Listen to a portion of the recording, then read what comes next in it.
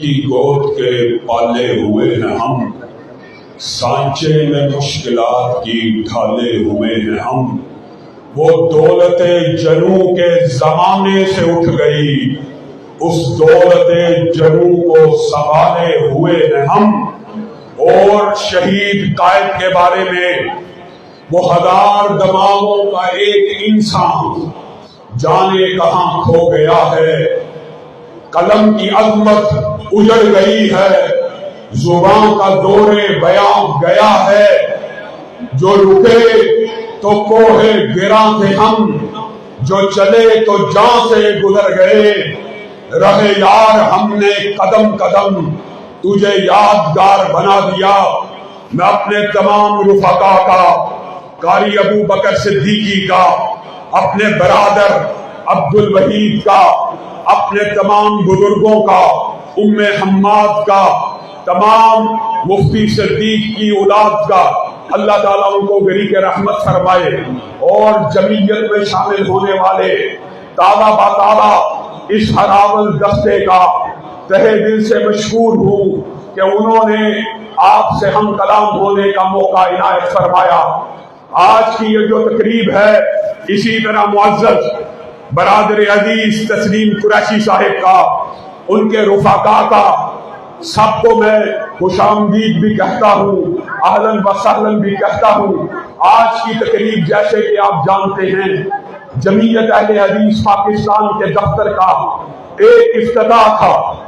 آپ نے دیکھ لیا وہ 40 سال سے جماعت کے اوپر مسلط مافیا جمعیت اہل حدیث کو بحال ہوئے، ابھی ملک میں صرف 3 مہینے گزرے ہیں۔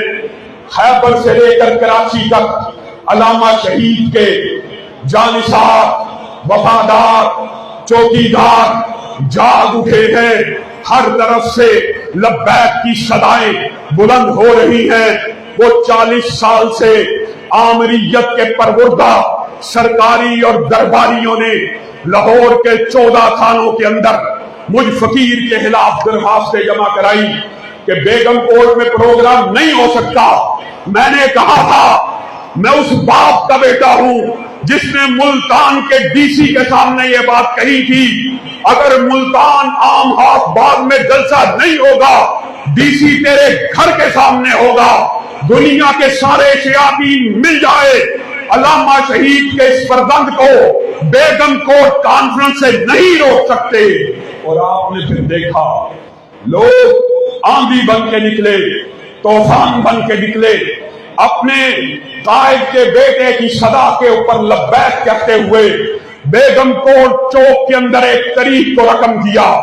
کچھ عرصہ گزرا، سیالکوٹ کے امیر جمعیت اہل حدیث کے جوید برایا صاحب کے خلاف یہ 40 سال سے سینٹ کے مدے لوٹنے والے اپنی جوتیاں اور ایڑیاں رگڑتے ہوئے ڈی پی او کے دفتر میں گئے کہ ان کی جماعت کے امیر کو اندر کر دیا جائے۔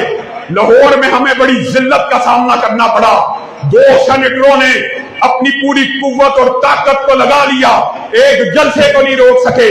ہم سیالکوٹ کے شہری ہیں، ان کے امیر کو 14 دن کے لیے اندر کر دیا جائے۔ آپ نے وہ منظر بھی دیکھ لیا۔ اللہ کے فضل و کرم سے 4 گھنٹے نہیں گزرے، 14 دن کا ڈیٹینشن آرڈر جمعیت اہل حدیث نے اپنے پاؤں کے نیچے رون دیا۔ اور آج شیر سرگودا قاری ابو بکر صدیقی نے اس مدرسے میں اگر جمعیت اہل حدیث کے دفتر کا اعلان کیا، تمہیں کیا تکلیف ہے؟ ڈی پی او کے پاس جاتے ہو، ڈی سی کے پاس جاتے ہو، سٹے لے کے آتے ہو، جاؤ۔ آج سرگودا کے اندر بیٹھے ہوئے اس آمر کے پجاری اور اس آمر کی ٹانگوں پہ مالش کرنے والے آج کے سارے سرکاری اور درباری دیکھ لیں، جمعیت اہل حدیث پاکستان کا دفتر کھل رہا ہے۔ روک سکتے ہو؟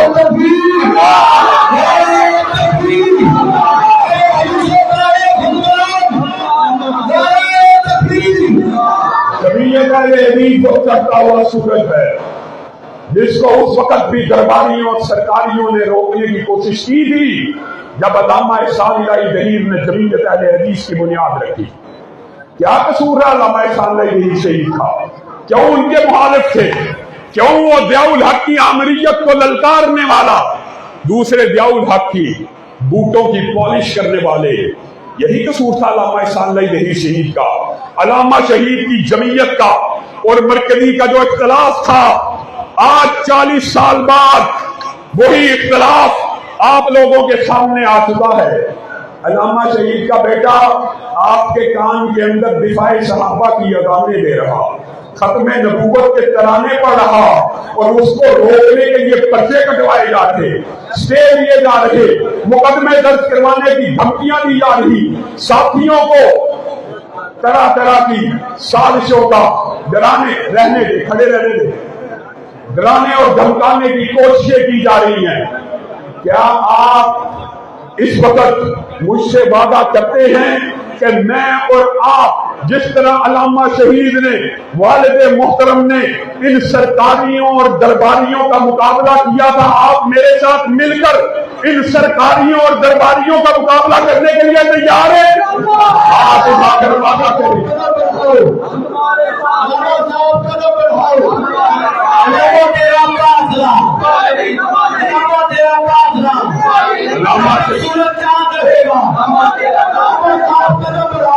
शहीद के दौर के अंदर भी रुफका नारे लगाया करते थे, अल्लामा साहब कदम बढ़ाओ हम तुम्हारे साथ।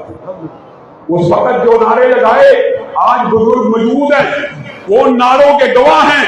बताइए, उस शहीद ने तो कदम बढ़ा दिया मदीना की गलियों की तरफ, बकी के रस्ते की तरफ, शहादत की मंजिल की तरफ। कहां गए तुम्हारे वादे, कहां गए तुम्हारे नारे? आज फिर नारा लगाते हो हम तुम्हारे साथ हैं। मैं तुम्हें एक बात बतलाता हूं, अल्लाह की कसम, अभी शेर सरगोदा कारी अबू बकर सिद्दीकी और बरादर ये बात कह रहे थे कि जहां आपका पसीना गिरेगा वहां हम लहू बहाएंगे। मैं लोगों की नजर में, लोगों के सामने तुम्हारा कायद हूं, लेकिन अपने भाइयों के साथ मेरा ताल्लुक बरादराना है।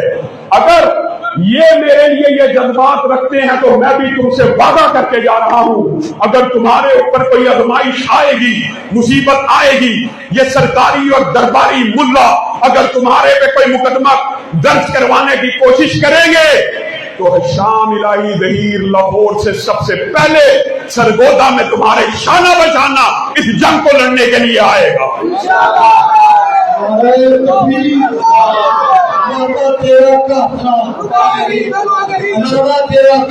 शरीयत अहले हदीस पाकिस्तान का दफ्तर खुल गया। अब आपके ऊपर यह जिम्मेदारी है कि आप जमीयत के अंदर जो दर जो, गोल दर गोल, गरो दर गरो दाहिनों बिखरे हुए हमें बखेरा गया, हमारी सलाहियतों का मजाक उड़ाया गया। जमात के अंदर किसी बासलाहियत शख्स को पनपने नहीं दिया गया, टोका गया, रोका गया। ये 40 साल छोटी मुद्दत नहीं होती। आपके पास इंतकाल इक्तदार का कोई फार्मूला ही नहीं, फार्मूला सिर्फ इंतकाल है। तब तक कुर्सी नहीं छोड़नी जब तक जिस्म में जान है। जमात का चाहे बेड़ा गर्क हो जाए। आज मुल्क के अंदर 2 करोड़ अहले हदीस, ये जुल्म है, जुल्म। और जमातों में कितने हैं? सारी जमातों को अगर मिला लिया जाए, ये मरसिया है, अपना पेट नंगा करने की बात है। 2 करोड़ से ज्यादा अहले हदीस मुल्क में मौजूद है का पीटीआई में, है का पीपल पार्टी में, है का जमात इस्लामी में, है का नून लीग में। आपने जमातों में कोई अहले हदीस रहने दिया भी है? पूरी जमात को उठा लिया जाए, 1 लाख 1.5 लाख से ज्यादा अफराद जमात में मौजूद नहीं है। और अल्लाह के फजलो करम से सिर्फ 3 माह के अंदर जमीयत अहले हदीस पाकिस्तान ने इस मुल्क के अंदर अभी कैंपेन नहीं चलाई, अभी आवाज को गली गली कूचा कूचा नहीं फैलाया, सिर्फ सोशल मीडिया पे ऐलान हुआ 1 लाख से ज्यादा रजिस्टर्ड कारकुनान जमीयत अहले हदीस पाकिस्तान में शामिल हो चुके हैं। एक तरफ 40 साल दौर, एक तरफ 3 माह की मेहनत है। हमारा तस्लीम भाई कह रहे थे मजहबी जमातों का, बुनियादी तौर पे मजहबी जमातों का क़याम, उसका मकसद एक होता है, अपनी कौम को तहफ़्फ़ुज़ फराहम करना, اپنے مسلک کی مساجد کو، مدارس کو، علماء کا دفاع کرنا،